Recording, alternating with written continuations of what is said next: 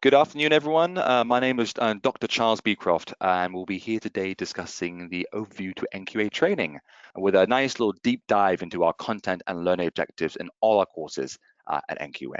Amazing. So what we will do today, look at the objectives, and this will cover through sort of 5 or 6 sections that we'll cover in detail. So start off with an introduction to NQA training, and this looks specifically at the types of courses we offer and also the standards that we offer both for certification and training purposes as well.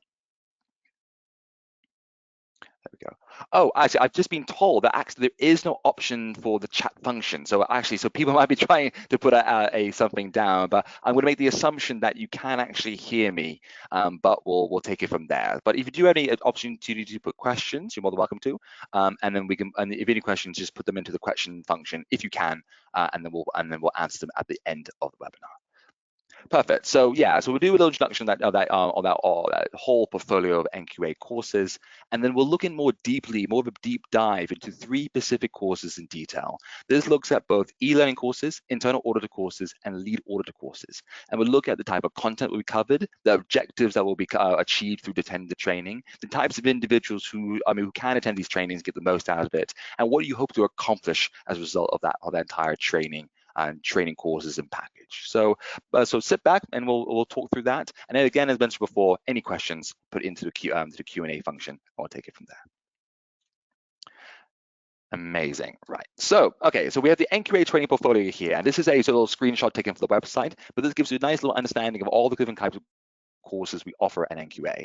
Now, as you can imagine, we offer some of those bread and butter courses or standards as well, and this is the 9045 and 14001, the sort of main 3, if you will, but you also offer a variety of other standards and training within that as well. You look at that sort of middle sort of tile there of that information security, that 27001, and also privacy information management training, that 27701. We also offer some more e-learnings and some more more focused on the cloud services. This is 2717 and 2718, which is due to come, I believe, next week. Furthermore, we also offer stuff in also the energy management training here, the ISO 50000 as well, 2001, automotive, the IATF, and aerospace, the AS 9100.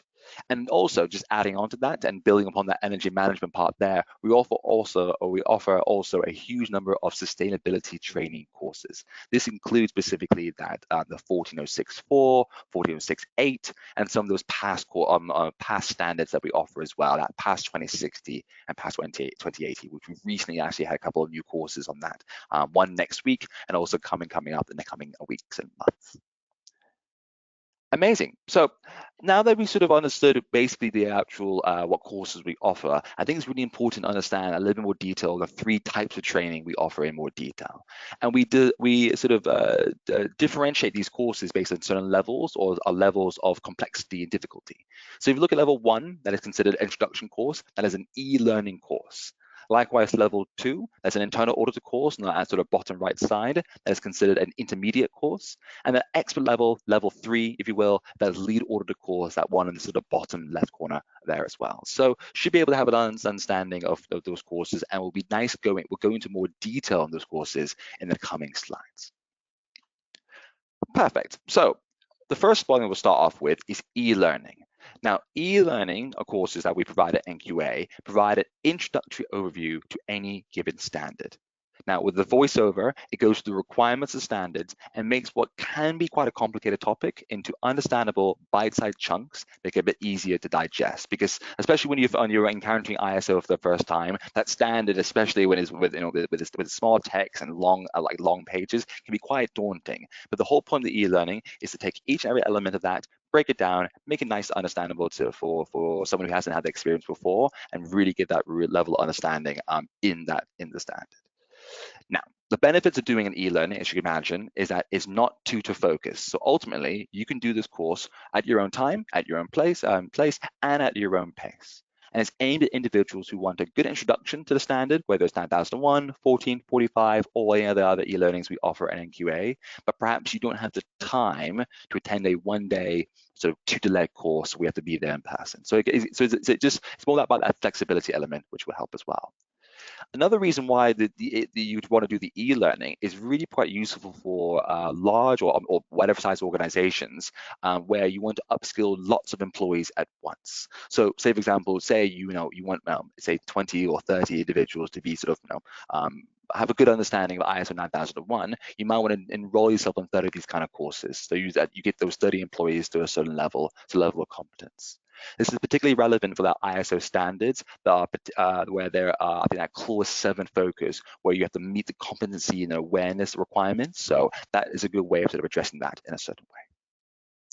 But perfect. So if you look on the right-hand side, that image there that starts off with the Start Your Journey NQA. All NQA e-learning courses are accessible through our training portal, Learn Upon. And when you click into it, you'll see your actual courses there. Now, you see this example here, as you obviously look at my scroller, you've got the enroll courses there, number 13, and also complete course and courses there, number 25.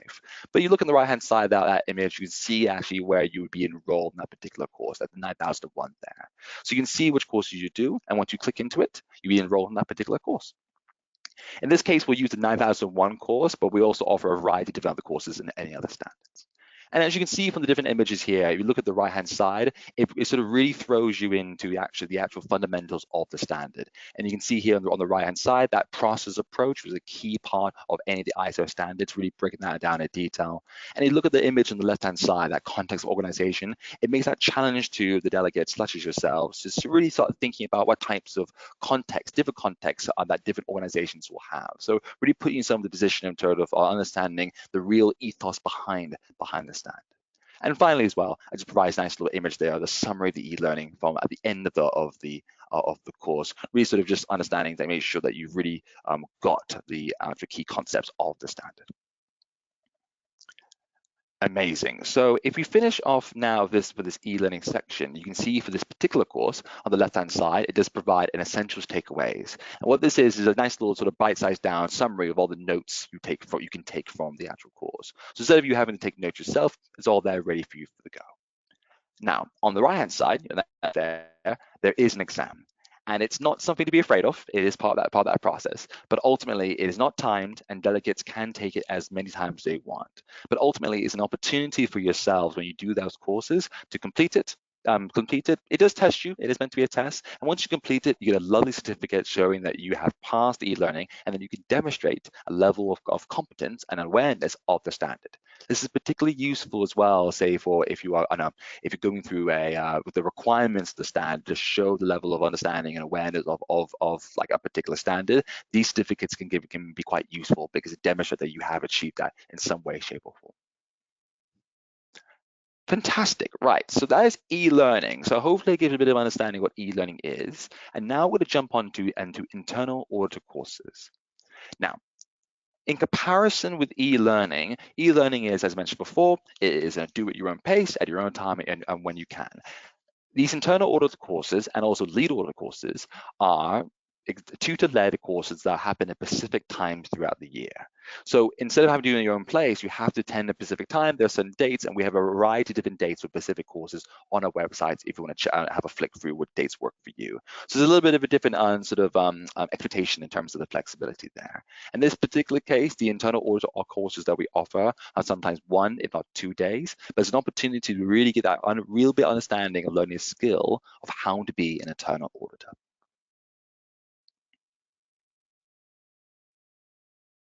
And not only do you learn that skill of being an internal auditor, you learn the real key steps needed to conduct effective internal audits. And this includes making sure you have all the requirements to prepare for the audit as well, make sure how you write an audit checklist, how to identify non-conformities, how to raise non-conformities as well, how to put that into an audit report, and also how to provide both correction and corrective actions.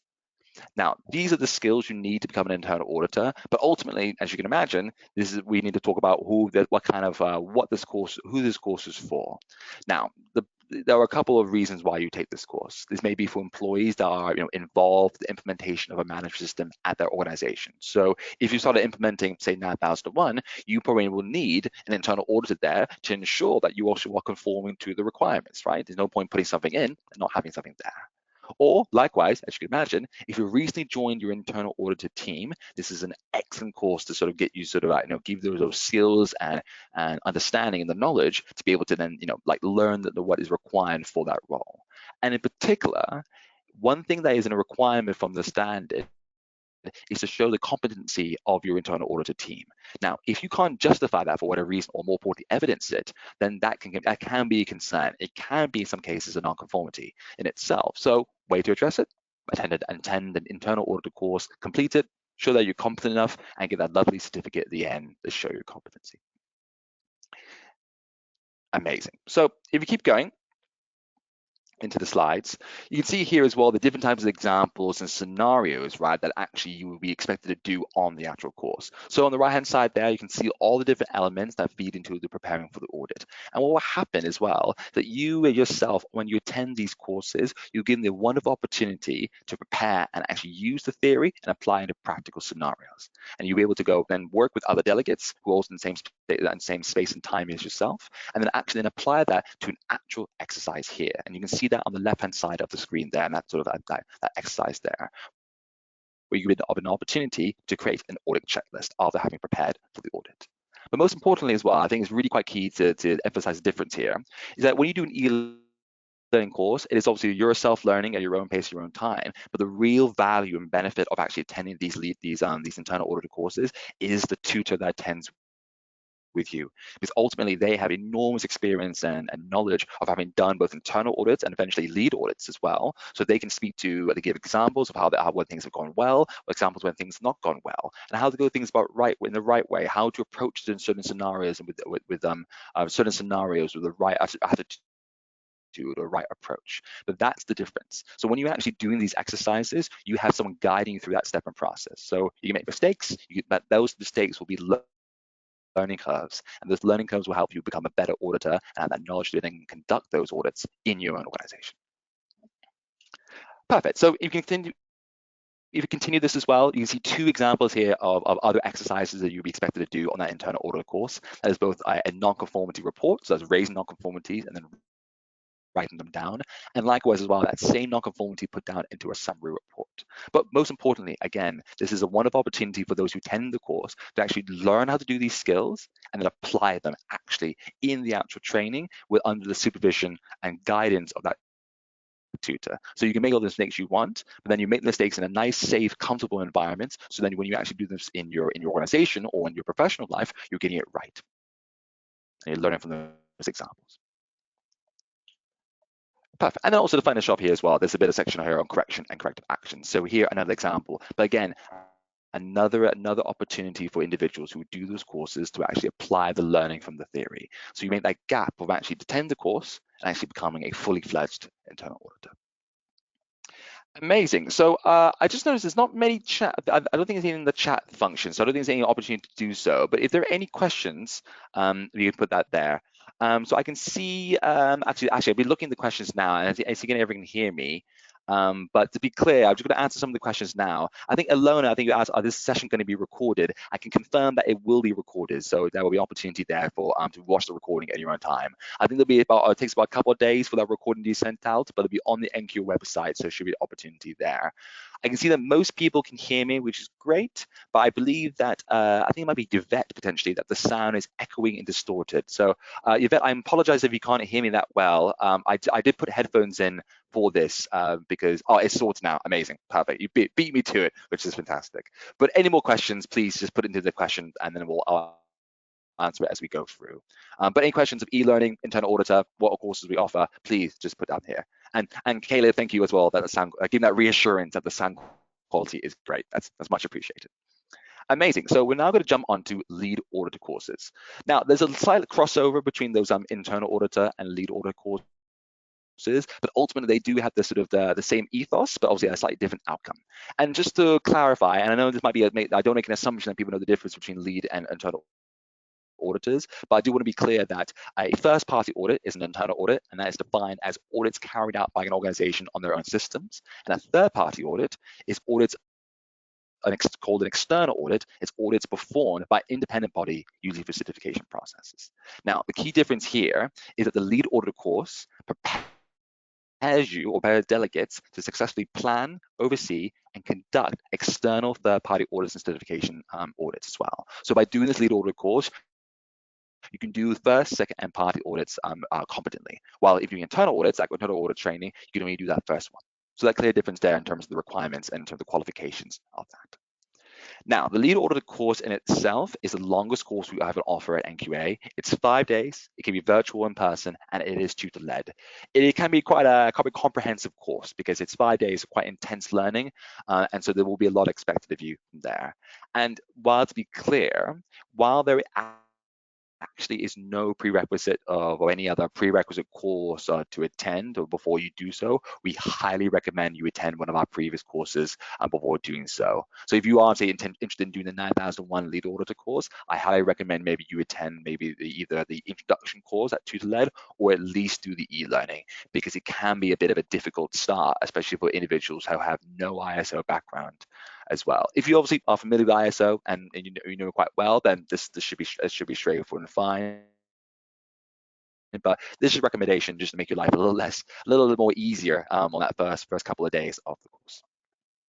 Now, this course in particular, as you can imagine, is for individuals who want to obviously achieve into external auditor status or lead auditor status, but ultimately as well, anyone who wants to conduct third-party audits or employees who want to conduct any audits on suppliers or vendors. That's second party there.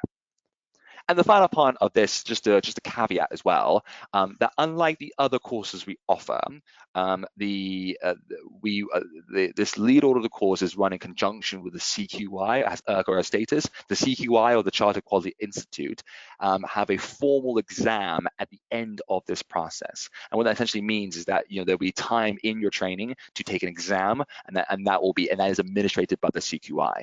Now, that is a 2-hour exam, and it is proctored. And what that means essentially that they recreate the exam conditions in your exam space. So if you're doing it at home in your office, you have to recreate those conditions. And what that means that you have to sort of provide an ID or some verification to show that you are actually a person taking the exam. And you have to keep your camera on, for example, to ensure that there's no people giving you information during the exam. There are a lot of requirements of this. It can be quite complicated for people who've never done this before. So I highly recommend, if you do want to take this course in the future, you check out the CQI website, because they have a really good sort of page there in terms of the requirements there. But just making sure you have a good understanding of that moving forth. Perfect. There we go. Right. So we just keep going through. So for the NQA lead auditor courses, delegates have the opportunity to conduct audits, live audits on a fictitious company. And what this essentially means, is that what NQA have done is we've created fake documents, fake processes, fake management system procedures from a fake company, ultimately to give you the opportunity to go through these documents and actually pretend as if you were doing an actual, or simulate, if you will, an actual live audit. So you can see here from the screen here examples of a purchase order from that management system procedure down the left-hand side, and also a process overview there for management system procedure there as well.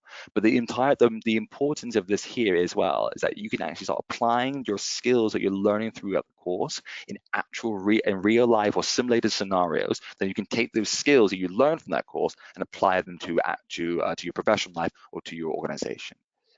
And it's really, really important here as well, because the course is designed in a way that there is a thread flowing through each and every one of the exercises. And what that means essentially is that when you complete one exercise, say you're preparing for an audit, what you produce will then be used to create the checklist. And when you make the checklist, they'll be used to produce who you interview and who you talk to and what you observe. And then from the observations, you'll be expected to raise non-conformities or opportunities for improvement. And then you write them up, and then you present them in the sort of the presentation, the closing meeting at the end of the audit. But do you see how I mean there, where there's like almost a thread going through, and you'd be expected to produce that with the help of obviously with the tutor who'll be guiding you, and also working with delegates as well. But most importantly, those skills, those knowledge, that experience that really separates, that really sort of hams home how to make that jump from someone who doesn't know much about in lead auditing, and actually becomes a fully fledged competent lead auditor.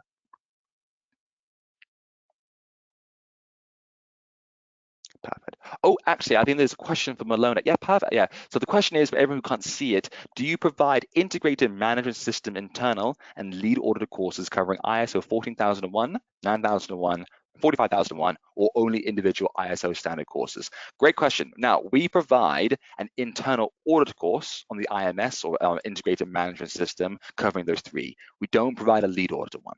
So we do provide lead auditor ones on the individual standard courses, but the integrated, just the internal auditor. So Alona, I guess that answers half your question in case as well. But that gives you, but that in IMS one is a very popular course because it covers all three. And I know lots of organizations have all three, and it's quite one is cover all three in one go. And especially I know that quite a lot of organizations sort of like almost pair up or triple up on certain standards like 9001 and aerospace, or 9001 and 27001, for example. But yeah, but we don't provide a lead auditor one, just the internal auditor one. So hopefully that answers your question.